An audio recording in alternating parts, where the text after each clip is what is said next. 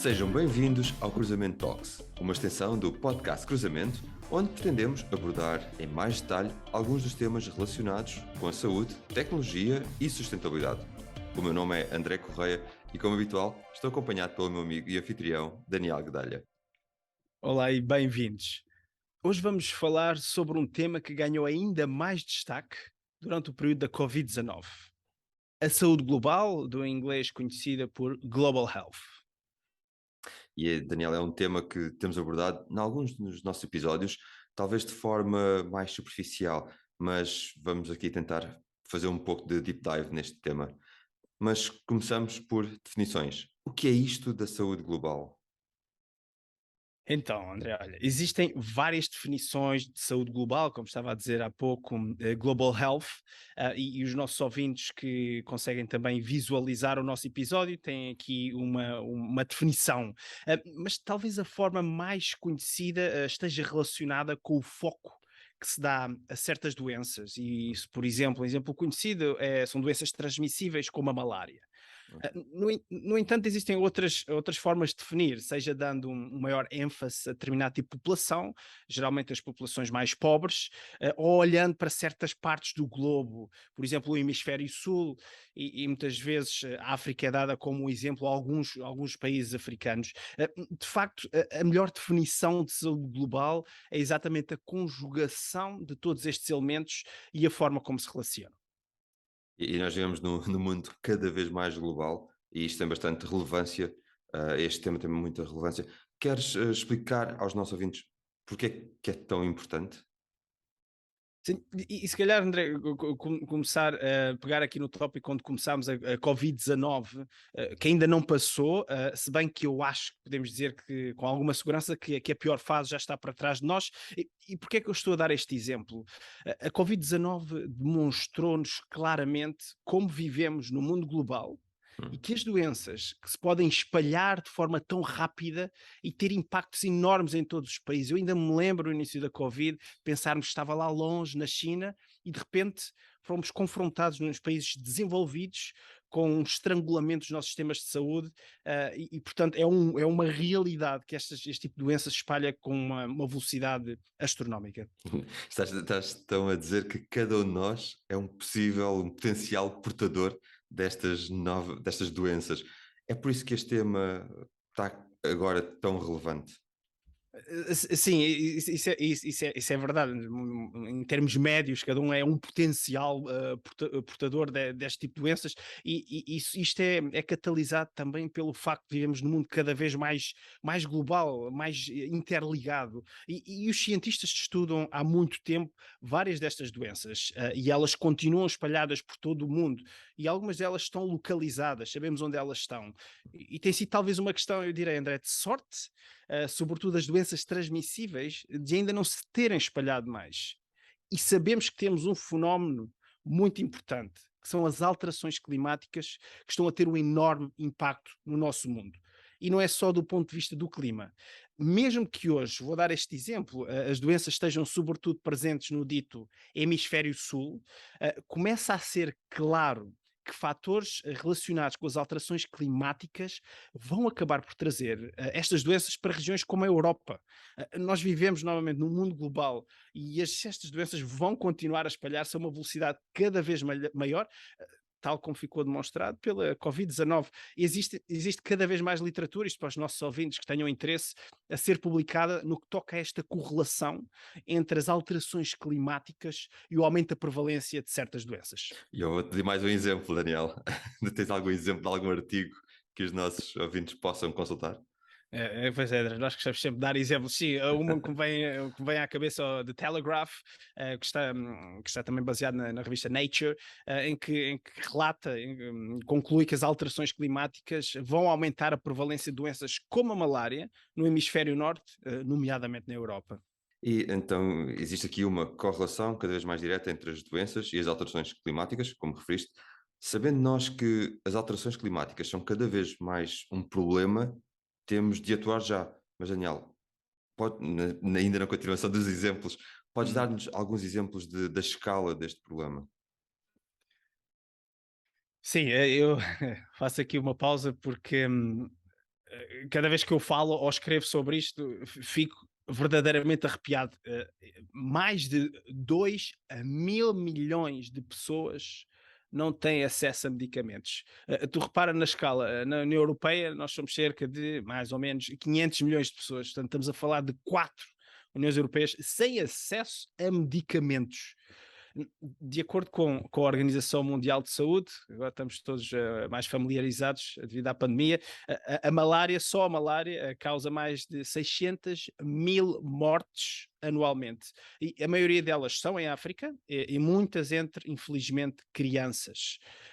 Contudo, é possível tratar esta doença e muitas empresas têm tido um papel muito importante nesta jornada. Temos inclusive agora algumas vacinas com dados já disponíveis e outras com dados muito promissores. Eu dou o exemplo da malária porque é transmitida através de um mosquito e este, novamente ligando às alterações climáticas, estes tipos de mosquitos proliferam em temperaturas quentes. E novamente aqui ligando à tal questão das alterações climáticas que falámos há pouco, existe uma forte possibilidade deste tipo de doenças começar a subir, a vir mais para o hemisfério, dito hemisfério norte, nomeadamente a Europa e os Estados Unidos, começa a ter cada vez temperaturas mais altas e com duração prolongada. Nós estamos a assistir isto. Nós vemos isto em Portugal. Não quer dizer que seja a malária em específico, mas caso estas doenças se espalhem rapidamente, volto ao exemplo da Covid, e a uma escala global, mesmo que existam alguns medicamentos e os sistemas de saúde podem não aguentar, foi isso que nós vimos com a Covid. Portanto, é necessário atuar já, e nós sabemos onde elas estão e de uma forma concertada para que os sistemas novamente não fiquem bloqueados e sejamos surpreendidos por um novo vírus ou uma nova doença. E esse é um excelente exemplo e um exemplo também muito prático das consequências que podem advir de não cuidarmos do planeta da forma que por vezes ele merece.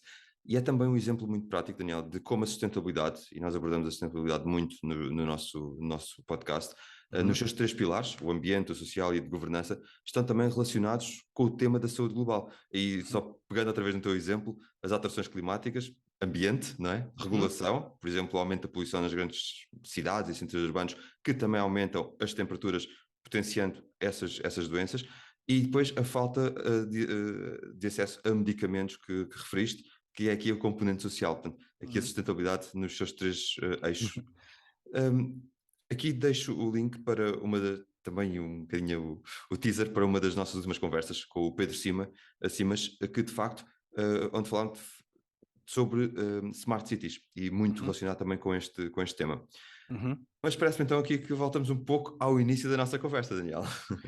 É verdade, André, e é preciso, eu acredito muito convictamente que temos mesmo que apostar em saúde global. Eu me estava a dizer, atacar essas doenças, mesmo que elas ainda não estejam a afetar todo o mundo, porque novamente nós vimos que isto pode acontecer de forma muito rápida e inesperada. Por isso, pode vir a acontecer que talvez seja tarde demais, eventualmente, como nos deparamos recentemente. Algumas empresas, instituições, eu vou referir, por exemplo, o Global Fund ou a Bill and Melinda Gates Foundation, têm feito um trabalho importantíssimo neste sentido e assim deve continuar a acontecer. E Daniel, quando começámos esta nossa conversa, referiste que o equivalente a 4 Uniões Europeias não têm acesso a medicamentos, um número tremendo. Quando falamos em acesso a medicamentos, estamos a falar exatamente do quê? Pois é, André, nós já falámos disto noutros episódios e aqui reforçar. É mesmo muito importante perceber que quando falamos em acesso a medicamentos ou à saúde, o preço é apenas uma componente. Um caso que conheço bem, que estávamos agora a dar o exemplo, que é o da malária, em que os preços dos medicamentos já estão bastante reduzidos. Mas, como eu estava a dizer, isto vai muito para além do preço. Passa igualmente, por exemplo, pelas infraestruturas. Nós devemos ter em conta que os hospitais e os centros de saúde em muitos destes países são inexistentes ou muito precários. Igualmente, as estradas e os meios de comunicação são muito frágeis.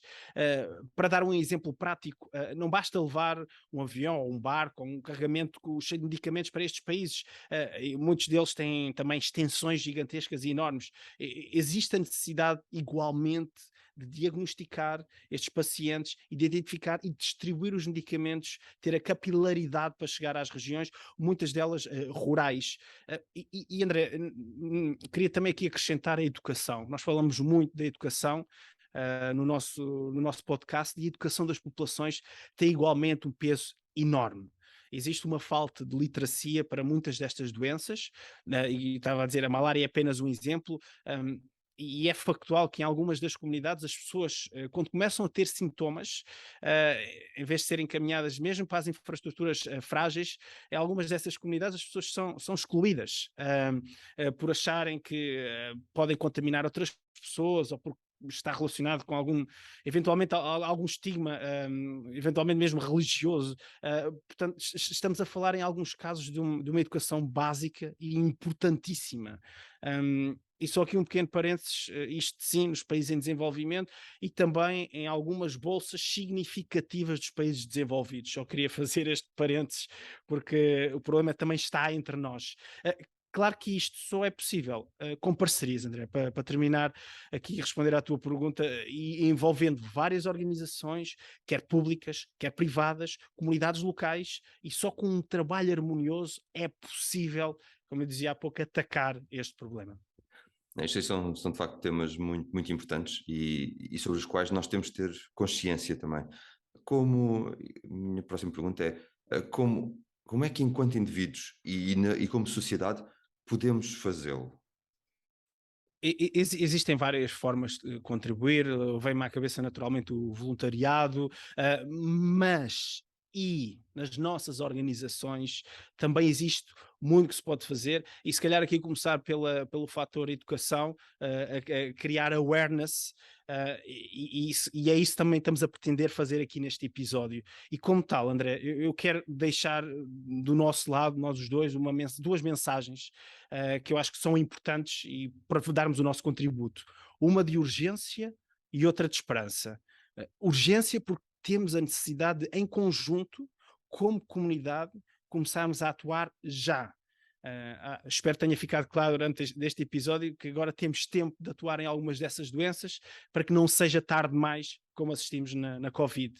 E outra de esperança, de que em conjunto a sociedade já demonstrou que é possível derrubar barreiras e encontrar soluções para problemas complexos e complicados. Este é um deles em que a União fará a força. Vamos investir em saúde global e isto é muito importante para os anos que se seguem. Foi de facto uma excelente conversa sobre Global Health, que esperamos poder também ter esclarecido para quem nos ouve e quem nos vê. Este episódio está também disponível no YouTube, contribuir mais também para o esclarecimento deste tema. Obrigado a todos os que nos ouviram e cá nos encontramos no sítio de costume, no cruzamento. Até breve.